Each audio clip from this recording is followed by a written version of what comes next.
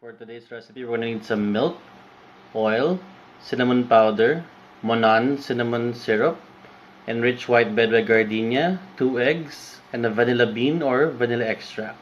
Get 3 cups of milk and pour it in a Pyrex.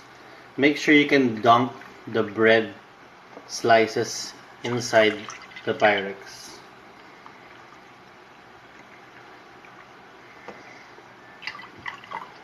After which, add in a shot of Monan.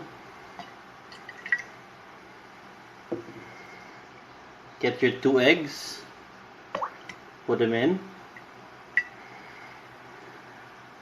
And I extracted the vanilla bean, and we're going to add that into our mixture. After mix, make sure to beat the egg with the milk.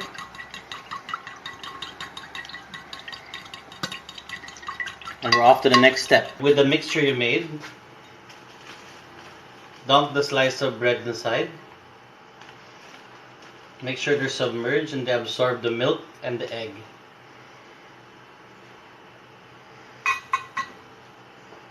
Get your oil. Oil your pan. Next step is to get your soaked bread. Drain all the excess and put it inside your pan.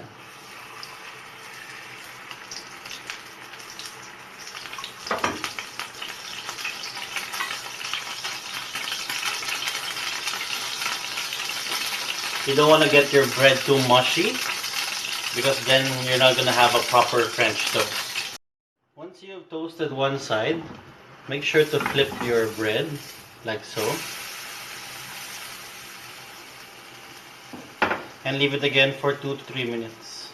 Once the other side is done, remove your French toast. Serve in a plate. French toast for breakfast. You can use maple syrup, caramel syrup, or just raw honey.